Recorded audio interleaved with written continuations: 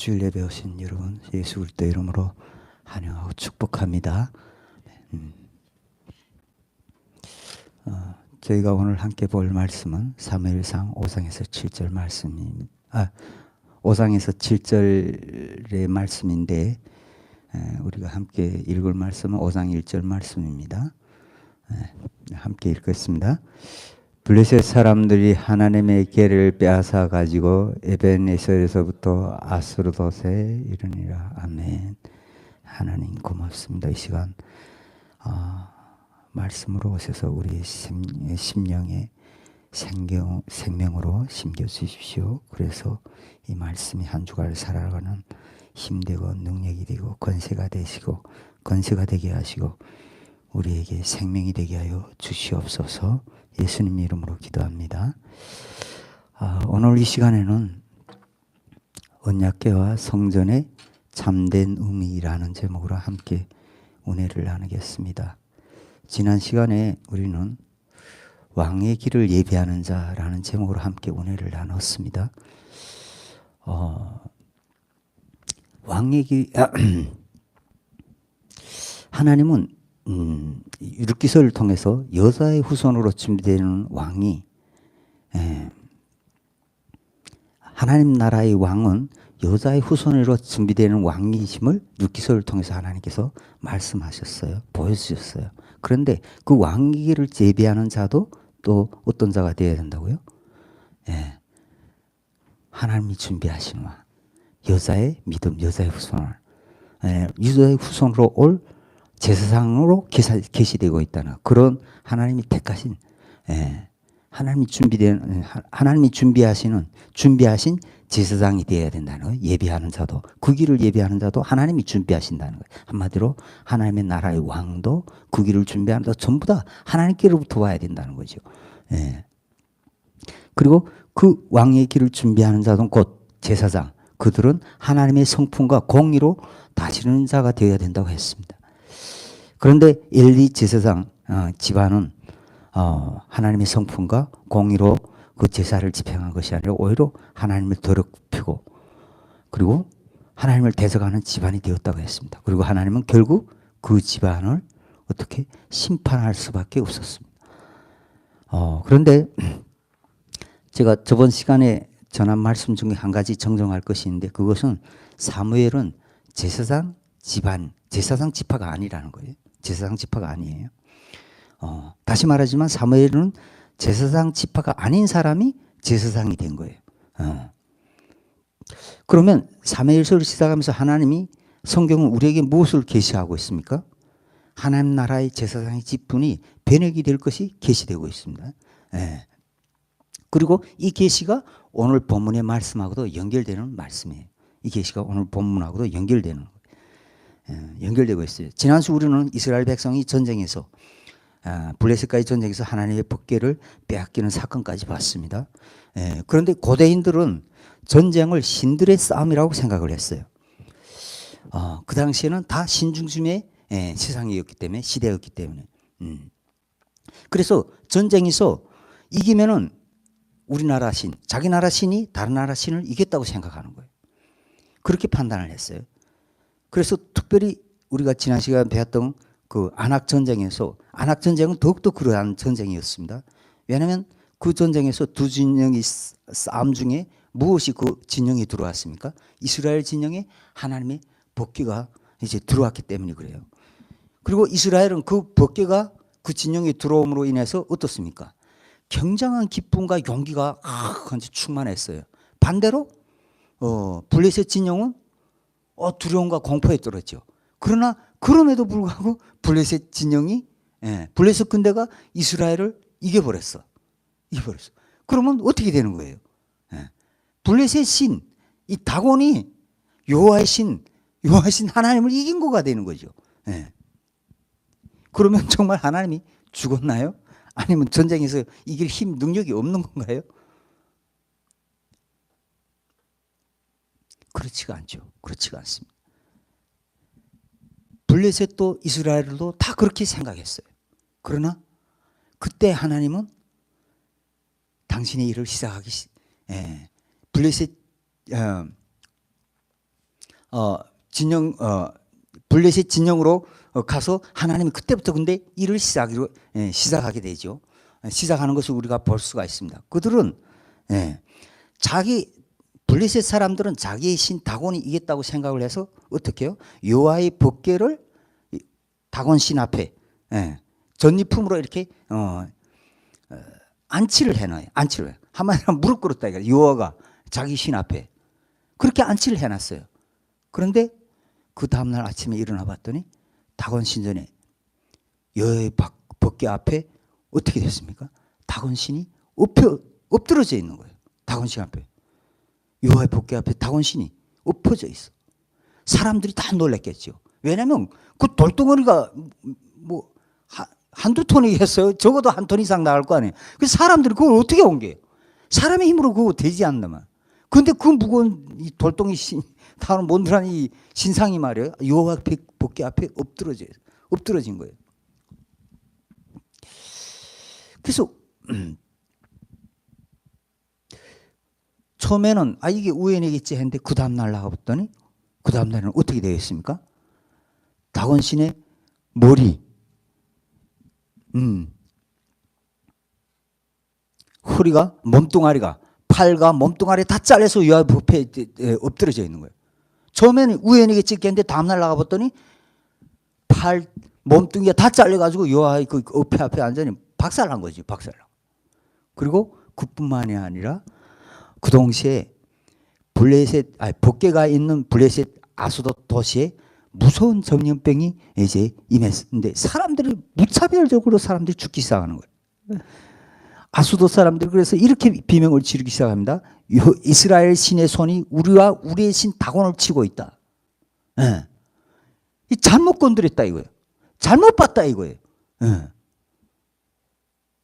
다 우리의 신이 여호와를 이겼다고 생각했는데 그게 아닌 거예요. 이 법궤가 오므로 해서 완전 난리가 난 거죠. 완전히. 그래서 아수돗 사람들은 너무 급해서 이 궤를 가드라는 도시로 옮겨갑니다. 우리로 말하면 서울에 있던 궤를 저기 대구로 옮겨간 거죠. 그랬더니 이 가드라는 도시에서 또 어른들로부터 아이들까지 전부 다 무차별적으로 이 전염병이 걸리는 거예요. 죽어나가기 시작하는 거예요. 그래서 가드 사람들이 또 너무 완전 두려움과 공포에 질렸죠. 그래서 다시 이 궤를 빨리 다른 데로 보내라 해서 이 가드에서 나와서 이번에는 에그론이라는 도시로 가게 됩니다. 그러면 에그론 사람들이 가만히 있겠어요? 우리까지 다 죽이려고 하느냐. 난리가 났죠. 왜 우리까지 다 죽이려나. 절대 우리 도시는 안 된다. 그래서 그 도시에도 못 들어가고 길바닥에 여호와의 법궤가 놓이게 돼서 도시도 못 가고 그랬더니 이번에는 온 이스라엘 온 블레셋 땅에 이 전염병이 휩쓰는데 걷잡을 수가 없는 거예요. 걷잡을 수 없는. 그래서 블레셋 온 나라가 공포에 떨기 시작했고 이거 정말 아니라 큰일 난 거죠. 이 여호와의 법궤가 이 법궤 때문에 정말 한마디로 말하면 이 불덩이 하나를 입안에 먹을 건 줄 알고 입안에 하나 삼켰더니 불덩어리야. 이거 뱉을 수도 없고 토할 수도 없고. 정말 낭만한 상황이 됐죠. 그래서 이제 블레셋 사람들은 이제 우러나기 시작합니다. 그리고 자기네 나라들 제사장들을 불러다가 이제 회의를 하기 시작해요. 이 법궤를 어떻게 할 거냐? 이 큰일 난 거지. 가만 여기다 놔뒀다가 이게 온 나라가 다 죽게 생긴 거죠.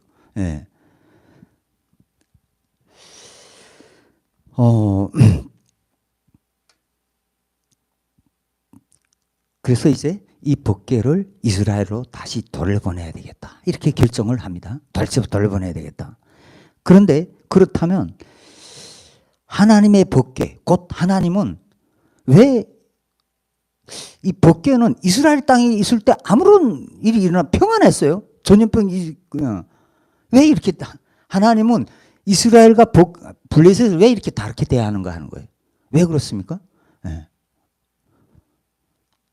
하나님과 이스라엘은 관계가 맺어져 있기 때문에 세상과 구별돼서 하나님과 관계를 맺어져 있기 때문에. 그래서 하나님은 자기 수준으로 인격적인 대화를 하기 때문에 이들에게는 평안을 주시지만 이 말씀의 언약궤가 말이면 그 백성에게, 관계된 백성에게는 그것이 축복이 되지만 이 관계 언약이 맺어지지 않은 그 백성에게 뭐가 돼요? 그것이 저주와 재앙이 된다는 거예요. 예. 왜요? 그 말씀이 그렇게 되어 있으니까. 이 말씀을 받는 자들에게 뭐예요? 예. 축복이고 그것을 대적하는 자들에게 저주가 이미 그 언약이 말씀에 약속되어 있기 때문에 그렇습니다.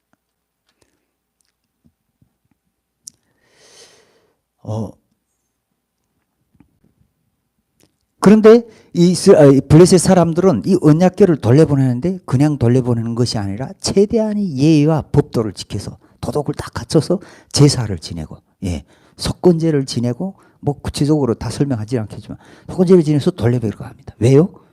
이 법궤의 권세와 권위와 능력을 보았기 때문에. 이거 함부로 막 보냈다면 큰일 나겠다. 속건제를 제사를 지내서 돌려보내기. 그런데 소 2마리를 준비하는데 제사를 지내고 새수레를 준비해 가지고 거기에다 법궤를 안치하고 소 2마리를 가져왔는데 이 소 2마리는 멍에를 한 번도 메어보지 않은 소라는 거예요. 거기다가 또 이제 금방 송아지 나온, 새끼를 낳은 암소라는 거죠. 원래 이 소라는 거는 어릴 때 이게 그 길들이기 위해서 어릴 때 이 송아지에다가 이 코를 계속 이 길들이기 위해서 훈련을 줘요. 근데 그걸 안 낀 소들이에요. 그러니까 얼마나 이게 제멋대로 자란 소예요. 말 안 들어요. 예, 얼마나 못 써요. 이런 소는 못 써요. 예. 거기다가 새끼. 탈북민 중에 친구 목사님이 중국에서 소를 지어봤대요. 소가 훨씬 사람보다 모성애가 강하다 그래요. 예. 정말 그 송아지가 죽으면은 그 송아지를 잃었다고 올리뛰고 내리뛰고 막 지랄 미치광이처럼 뛰든가 아니면은 먹지도 않고 마시지도 않고 시름시름 앓다가 죽는데요. 그래서 대부분 그 소주인들은 정말 너무 어렵지 않으면 송아지가 죽이면 그 어미소도 같이 죽인다 그래요. 어미소도 같이 죽인다. 예. 왜냐면 어미소가 너무 고통스러워하니까. 예. 그러면 블레셋은 이렇게 하는 원인이 무엇입니까? 이런 소를 끌어다가 보내려고 하는 그 이유가 무엇이에요? 예. 도대체가 이 소를 가지고 하나님의 법궤를 이스라엘까지 보낼 수가 없어. 그런데 이렇게 하는 이유는 정말 블레셋 땅에 임한 그 재앙 말입니다. 예, 전염병 그 재앙이 정말 우연적으로 일어난 것인지 정말 하나님의 법궤 때문에 일어난 것이 이것을 검증해 보려, 확인해 보려고 그러는 거예요. 그런데 신기하게도 이 소들은 정말 새끼를 잃고 달려가니까 왕왕 울지만 전혀 삐지지 아니하고 다른 길로 갓길로 빠지지 아니하고 고스란히 이스라엘 땅으로 가는 거예요. 이스라엘 땅으로. 예. 이스라엘 백성들이 있는 곳으로 갈갑니다. 그리고 그 송아지가 어디에 베세메스 도착한 것이 베세메스에 도착했습니다. 근데 여기가 어디냐면 여호수아 21장에 보면 여호수아가 아론 집안에게 줬던 땅이에요. 이 땅은 아론 집안. 다시 말하면 하나님께서 정확하게 아론 집안, 대세상의 집 그곳으로 법궤를 보내신 거예요. 법궤를 되돌아오게 하신 거예요. 베드로. 그런데 말입니다. 원래 정상대로 이 법궤가 회복되려면 어디로 가야 되냐면 법궤가 원래 있던 곳으로 가야 돼요. 그곳이 어디예요? 실로예요. 왜냐하면 그곳에 성막이 있기 때문에 그렇습니다.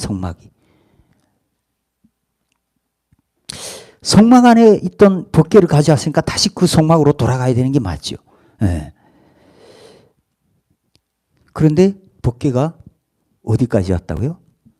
베세메스 아론의 지파가 받았던 그 땅으로 왔다는 거예요. 그 땅으로 왔다. 그리고 좀 더 정확히 말하면 그 땅은 이스라엘 백성들과 이 이스라엘 백성과 블레셋이 전투해서 제가지고 뺏긴 땅이에요. 사실은 뺏긴 땅이에요. 아낙 전투에서 뺏겨서 이미 그 땅은 어디 이스라엘의 진영으로 들어간 땅이에요. 예, 지역이 된 땅이에요. 그런데 이 복개가 가서 온 블레셋을 완전 전염병으로 시켜놓다 보니까 이게 분명 공식적으로 자기네 땅인데 그 땅을 자기 땅이라고 감히 주장을 못하게 생기는 거예요. 예. 그 베세메스에 아론의 지파, 레위 지파 이스라엘 사람들이 살고 있어요. 근데 공식적으로는 자기네 거 맞아요. 그런데 내적으로 심리적으로 자기네 땅이 아니야. 왜냐면 하나님의 복개가 와가지고 블레셋 땅을 완전히 진탕을 쳐놨기 때문에 그걸 자기네 땅이라고 우기다가 큰일 날 것 같아. 그리고 그 복개가 베세메스 땅에 무사히 도착한 걸 보고 블레셋 사람들은 안전하게 안심하고 돌아갔다 그래요. 이미 그 땅을 자기네 땅이 아니라고 생각하는 거예요. 분명 공식적으로 그걸 뺏었는데. 예.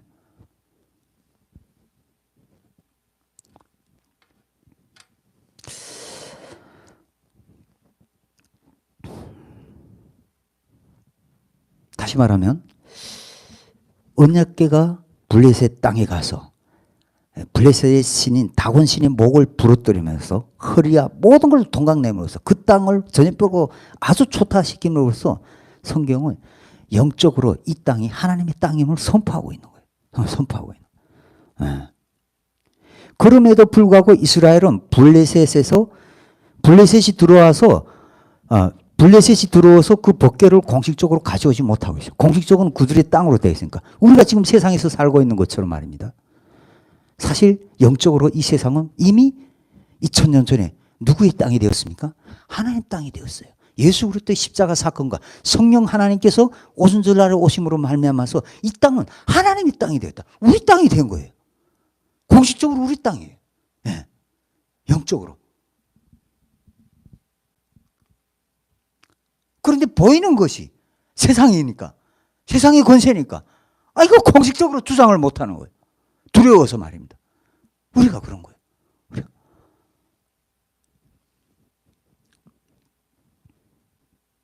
그리고 이 복귀와 영토를 다시 찾아오는 전쟁이 사무엘상 7장에 나타나고 있습니다. 사무엘은 엘리가 죽은 다음에 그가 맡았던 모든 직분을 그대로 임기받아서 그 사명을 감당하게 됩니다. 사실 이 엘리 대제사장이 가졌던 직분은 어마어마한 직분이었어요. 정권을 가졌어요. 모든 정권을, 왕권과 이 사사건이죠. 제사건과 선지자권을 다 받았어. 그런데 그는 하나도 그 직분을 제대로 수행하지 못해요. 그런데 정말 하나님이 예비하신 여자의 믿음으로 후손으로는 사무엘은 그 모든 걸 완벽하게 수행한다는 거예요. 항상 말입니다. 이 성경을 보게 되면 하나님께서 새 일을 시작하실 때에는요, 그 시작하는 자에게 하나님의 모든 정권을 주십니다. 모든 정권을 주세요. 예를 들면 이런 거예요. 창세기 1장에 보면 하나님이 절대 주권을 모든 것을 가지고 천지 만물을 창조하셔요. 그런데 2장에 가면 어떻게 했습니까? 당신의 모든 권세와 다스림의 이 모든 축복 권세들을 누구에게? 아담에게, 자기의 사랑하는 아들에게 넘기시는 것처럼. 그런데 성경은 무엇을 보여주고 있습니까? 육신의 혈통으로 오는 이 대표 제사장들은 결코 하나님의 나라, 성전, 그 나라를 운영할 수 있는, 다스릴 수 있는 능력과 권세가 없다는 것을 보여주고 있죠. 보여주고 있죠. 예.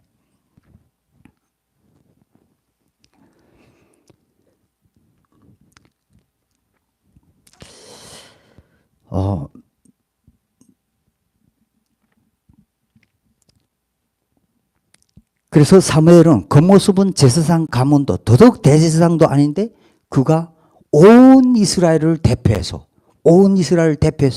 영적 대각성 운동을 일으키죠. 그리고 제사도 드립니다. 온 이스라엘 대표해서. 온 이스라엘 대표하는 건 대제사장밖에 없어요. 예. 사무엘상 7장 3절 4절 말씀에 이렇게 나타나고 있습니다. 이렇게 말씀하고 있습니다. 사무엘이 이스라엘 온 족속에게 말하여 이르되 만일 너희가 전심으로 여호와께 돌아오려거든 이방 신들과 아스다롯을 너희 중에서 제거하고 너희 마음을 여호와께로 행하여 그만을 섬기라. 그리하면 너희를 블레셋 사람이 손에서 건져내시리라. 이에 이스라엘 자손이 바알과 아스다롯을 제거하고 여호와만 섬기니라. 이스라엘 자손이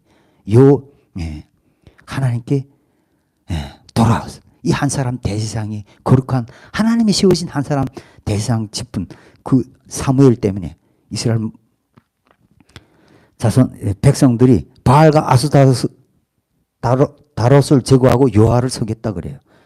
이 하나님의 택한 제사장, 이 한 사람의 영적인 파워가 얼마나 대단한지 우리가 알 수가 있죠. 그런데 온 이스라엘이 미스바에 모였다는 소식을 듣고 블레셋이 두려움에 잡혔어요. 그리고 공격하기 시작합니다. 왜냐하면 저들이 뭉치면은 자기들을 분명 쫓아낼 것 같으니까 그들을 이스라엘을 치러 옵니다. 사무엘은 온 이스라엘을 대표해서 그것을 보면서 전쟁을 준비하는 것이 아니라 무엇을 준비합니까? 어린 양을 준비해서 하나님께 제사를 드립니다. 기도하죠. 하나님 이 백성을 기억하십시오. 하나님의 백성입니다. 우리가 하나님께 속했고 이 전쟁의 승리는 하나님께 있습니다. 그리고 하나님은 그 기도를 들으시고 어떻게 해요? 하늘에서 어마어마한 우박의 비를 내리시고 완전히 블레셋을 다시 초토화시켜버리죠. 없어버려요. 그래서 이스라엘 군대는 미스바에서부터 벳갈에 이르기까지 이 블레셋 군대를 초토화해서 멸살시켰다고 기록하고 있습니다. 한마디로 사무엘은 당시 영적으로 사단의 머리라고 할 수 있는 블레셋과의 전쟁을 대승으로 이끌어요. 이 블레셋은 이 철병거 가지고 그냥 가나안 땅에서 가장 강력한 세력이에요. 사단으로 영적으로 사단을 그리고 사무엘은 이렇게 고백합니다. 사무엘이 돌을 취하여 미스바와 센사에 세워 이르되 여호와께서 여기까지 우리를 도우셨다 하고 그 이름을 에벤에셀이라 하니라. 에벤에셀. 에벤에셀 여러분 다 아시죠? 하나님이 여기까지 인도하셨다. 이 말이 무슨 말입니까? 처음부터 끝까지 다 하나님이 하셨다. 이 하나님께 온 자들은 다 그렇게 고백해요. 저와 여러분은 여기 있는 거 탈북민 저기서부터 북한에서 태어나고 중국 걸쳐서 제3국을 걸쳐서 한국에 오기까지 다 하나님이 하신 거예요. 다 하나님이 하신 하나님의 은혜입니다. 하나님의 너무너무 감사합니다. 하나님 때문에 탈북민들을 정말 우리가 북한에서 꿈꾸지도 상상도 못했던 축복을 받은 거예요. 진짜 북한에 있었을 때 그 생각만 하면은요, 제가 여기 있는 게 아직도 믿어지지 않습니다. 제가 이 밥에 고깃국에 지금 배가 나와가지고 이런 고깃국에 이 밥을 먹으면서 고깃국과 이 밥이 싫을 정도로 김일성은 그거 먹이겠다는데 하나도 못 먹였잖아. 이 밥에 돼지고기도 먹기 싫어. 이거 하나님을 마음껏 찬양할 수, 경배할 수 있는 축복의 땅에 왔어. 모든 것이 하나님의 은혜입니다.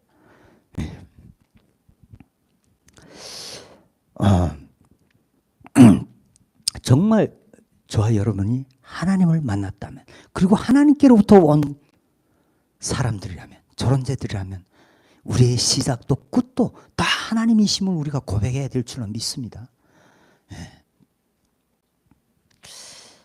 자, 그런데 우리가 오늘 본문 성경이 우리에게 주는 중요한 질문이 하나가 있습니다. 사무엘은 언약궤도 빼앗긴 땅도 다 회복을 했어요. 빼앗긴 땅을 가서 다시 찾아왔어요. 언약궤도 회복했어요. 찾았죠. 다시 찾았죠. 근데 문제는 회복했지만 언약궤를 실로의 성전으로 옮기지 않았다는 거예요. 실로의 성전으로. 왜 그랬을까요? 그냥 그 자리에 놔둬요. 그리고 이 언약궤가 자기 자리 성전에 다시 찾아가는 그때가 언제냐면 다윗 왕이 올 때, 그때. 다윗 왕이 올 때. 그때야 비로소 이 언약궤가 성전에 들어갑니다. 성전에 다윗 왕이 올 때. 사무엘 지상은 왜 그랬을까요? 왜냐하면 그는 하나님과 교통하는 자이기 때문에, 하나님과 계시하는 자이기 때문에, 하나님 말씀을 받은 자이기 때문에 자기 멋대로 나 이제 제사장 됐으니까 그 실로 성전에 옮기면 되지. 우리가 생각하기엔 당연히 그거 옮겨야 되는 거 아닙니까? 그러지 않았다는 거. 그러지 않았다.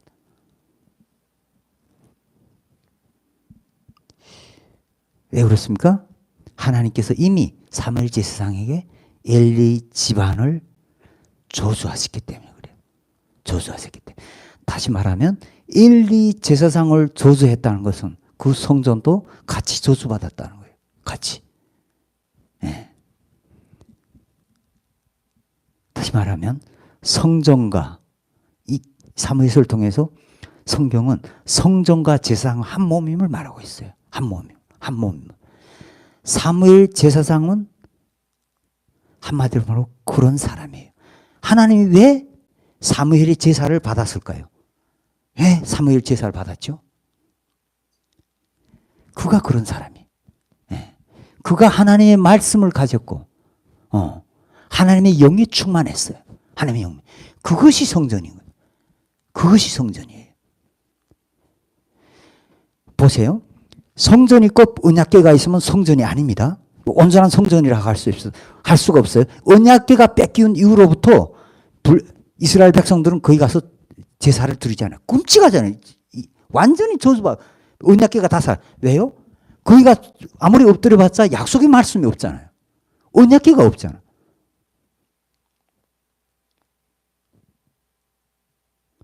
그리고 언약궤는 또 무엇을 예표합니까? 예수 그리스도 왕 대신 그리스도를 예표하기 때문에 왕이 성전 왕궁에 없으면 그 온전한 왕이라고 할 수 없죠. 이 제사가 될 수가 없어요. 그런데 하나님께서 사무엘의 제사를 받았다는 거예요. 뭐예요? 이 사무엘을 통해서 성전과 말씀 언약궤가 온전히 하나가 된 성전과 하나가 된 그런 성전을 계시하고 있는 거예요. 말씀과 성전이 하나가 된 그런 성전을 계시하고 있는 거예요. 사무엘은. 네. 그런 존재예요. 그런.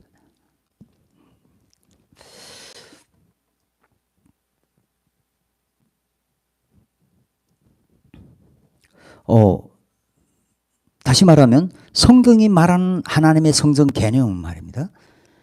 독불장군의 개념이 아니라는 거예요. 나 언약궤 말씀이니까 나 완벽하고 다 내 말에 복종해. 그렇지가 않아요. 그렇지가 않아요. 나 성전이니까 나한테 와서 제사해도 돼. 이렇지가 않다는 거예요. 이 성전과 언약궤는 뗄래야 뗄 수 없는 그런 관계라는 거예요. 뗄래야 뗄 수 없는. 마치 이것은 말입니다. 하나님과 그 백성이 뗄래야 뗄 수 없는 관계인 것처럼 말입니다. 부모와 자식 관계에 뗄래야 뗄 수 없는 거죠. 성전도 동일하게 언약궤와 성전은 하나의 개념이 돼야지. 이게 따로 떨어져 있으면 이건 온전한 성전도 온전한 말씀도 아닌 거예요. 한 일, 한 몸. 한마디로 하면 삼일째 하나님의 연합체로 공동체로 존재하는 것이 하나님의 성전 개념이에요. 하나님의 성전 개념. 독불장군의 개념이 아니라는 거예요.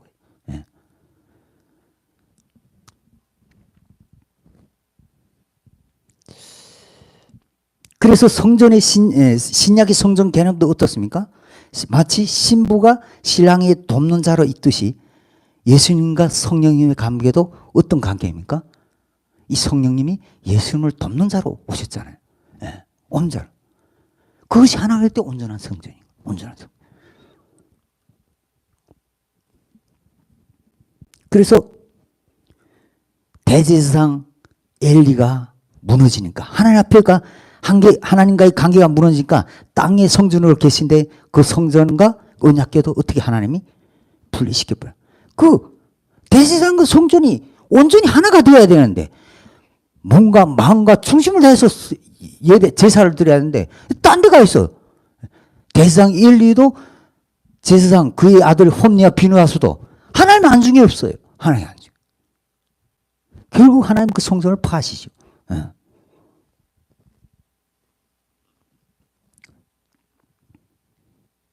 그리고 이 성막은 말입니다. 이렇게 무너진 법궤와 성전, 성전이 두 개로 나뉜 이 성전은 하나님의 마음에 합한 자 다윗 왕이 올 때 온전하게 회복이 된다는 거예요. 회복. 그때까지 놔두는 거예요. 그때까지. 예. 그리고 그러나 그 성전 또한 어떻습니까? 영원한 성전을 계시하고 땅에 있는 성전으로서 영원한 성전이 아니에요. 이 성전도 역시 어떻게 됩니까? 바벨론 포로와 함께, 이스라엘의 바벨론 포로와 함께 또 사라져 버리죠. 그리고 오늘날까지도 아직까지도 이 땅의 개념의 성전에 잡혀서 이 제3정성을 짓겠다 그런 사람들이 많이 있습니다. 그런 학자들이 있어요. 그리고 사라진 언약궤를 찾겠다 그런 사람들도 있어요. 그 학자들은 이 언약궤가 예루살렘에 갔기 때문에 아마 애굽으로 예레미야 선지자가 애굽으로 갔기 때문에 이 애굽에 가지 않았을까 이렇게 지금도 찾고 있는 학자들이 있다 그래요. 이걸 누가 없애버렸습니까?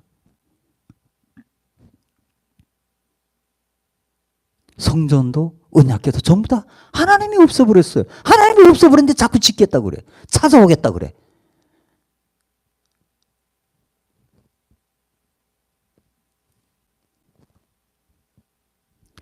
그리고 하나님이 없애고 하나님이 새롭게 지으신 성전 그리고 그 말씀은 전부 다 어디 있습니까? 여러분 어디 있죠?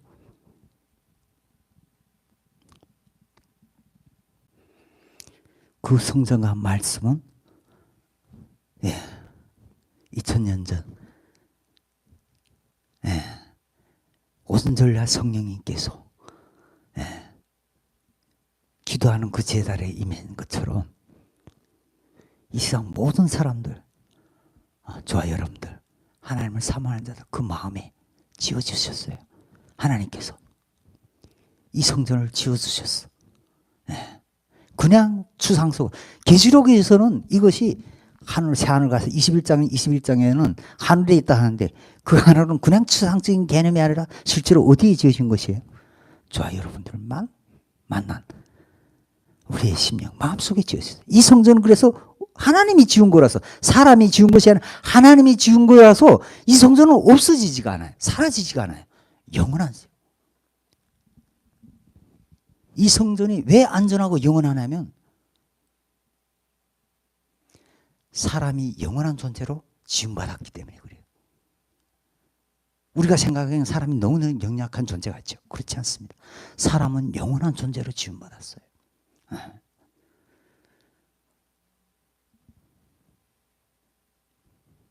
그 사람 안에 저와 여러분이 살아갈 영원한 성전을 하나님께서 지어주셨다는 거예요.